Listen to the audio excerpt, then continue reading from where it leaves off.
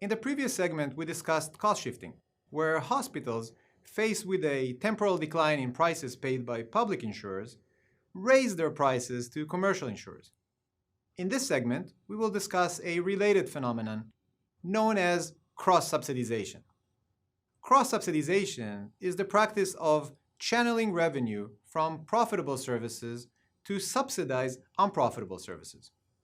Note that such practice does not depend on temporal shocks to prices and can be a perfectly predicted part of running a hospital. So how does this work?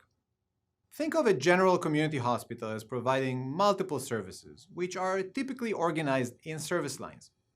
Some of these services are, for the most part, profitable, like cardiology, neurosurgery, oncology, or orthopedics, while some services are often unprofitable, like inpatient psychiatry, substance abuse, or trauma care. Cross-subsidization is the practice where support for unprofitable services comes from the profits generated by profitable ones. The extent of reliance on cross-subsidization and its magnitude are difficult to establish, mainly since these practices are tied to an accounting system with hospital-specific idiosyncratic overhead and cost allocations. While not well documented, cross-subsidies are often considered the principal mechanism through which hospitals provide unprofitable care. Other mechanisms exist, such as federal disproportionate share hospital programs or DISH payments, and regulated uncompensated care pools, which operate in 9 states. Both mechanisms are designed to redistribute funds to hospitals who provide disproportionately more uncompensated care. But cross-subsidies are not unique to hospitals. There is clear evidence of regulation-driven cross-subsidization in privately owned regulated firms.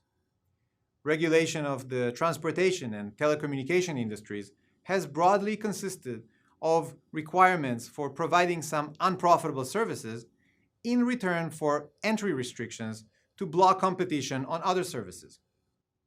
Airlines cross-subsidize lower-density traffic with profits from high-density traffic.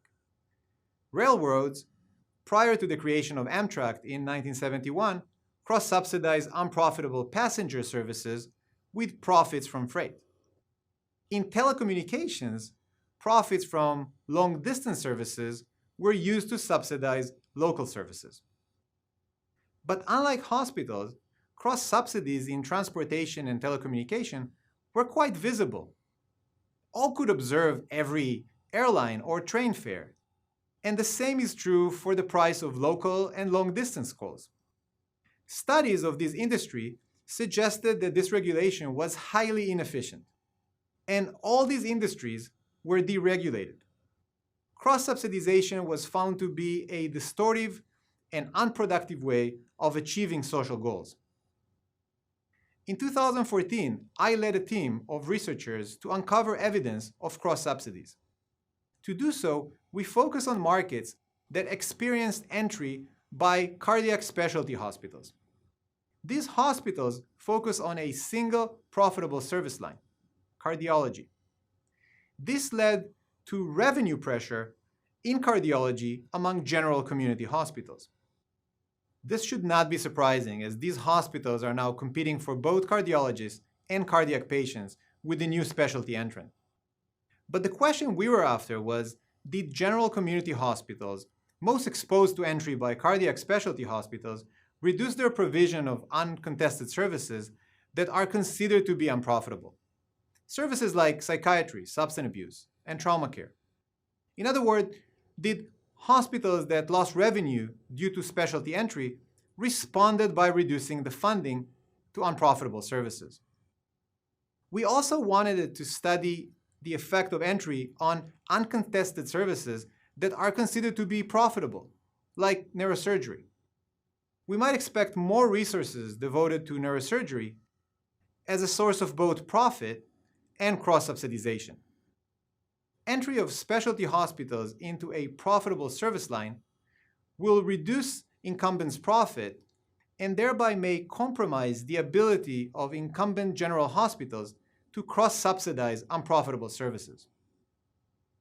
We studied the effect of entry by 3 specialty cardiac hospitals in Arizona on the provision of psychiatric, trauma, and substance abuse care by incumbent general community hospitals.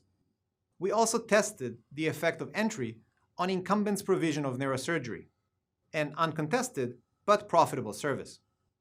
We studied Arizona because entry occurred in 2 markets, Phoenix and Tucson, which are geographically well delineated. In addition, entry was limited to cardiac specialty hospitals over a relatively short period of time, allowing us to use longer time series for the pre- and post-entry periods. Our study covered 1997 to 2007. We used different geographic, contracting, and patient volume measures to assess the exposure of each hospital to entry by single specialty cardiac hospitals. For example, hospitals who hire their own cardiologists, have strong relationships with insurance companies, and are geographically far from the location chosen by the entrant will be less exposed to entry. Let's look at the effect of specialty entry on the net revenue per cardiac discharge. While there is not much change over time in net revenue for hospitals least exposed to entry by specialty hospitals, the net revenue dropped sharply once entry of specialty hospitals began for those hospitals most exposed to entry. Note that hospitals exposed to entry had higher net payment revenue. This is not an accident. It serves to remind us that single specialty entrant carefully considered their potential competitors and location, and entered areas with high earning potential. But all of these findings are to be expected. We want to know what happened to the uncontested and potentially unprofitable services. We found that hospitals most exposed to entry reduced their provision of services considered to be unprofitable and expanded their admissions for neurosurgery, a highly profitable service. Admissions fell 16% in inpatient psychiatry, 17% in substance abuse, and 5% in trauma care. To understand why the weakest effect is for trauma care, recall what makes a service unprofitable. The first element is inadequate reimbursement rates, and the second is a relatively high proportion of uninsured, non-paying patients. In psychiatry and substance abuse, we have both elements at play. In trauma, reimbursement rates are typically adequate, so profitability hinges on the patient population and the type of trauma. Suburban hospitals' trauma center will see many motor vehicle crash victims, and these patients will typically carry health insurance or at least car insurance. On the other hand, hospitals' trauma center in the inner city will see many gunshot and stabbing victims, and these patients are more likely to be uninsured. So we have evidence of cross-subsidization by hospitals. But this evidence does not mean that cross-subsidization is an efficient way to provide community benefits. If we have learned anything from the experience of other industries, it is that it may be wise to preserve activities deemed socially vital, as opposed to preserving the regulatory mechanisms set forth to facilitate them. In the next segment, we will shift our attention to the economics of post-acute care, a rapidly growing part of the US healthcare sector.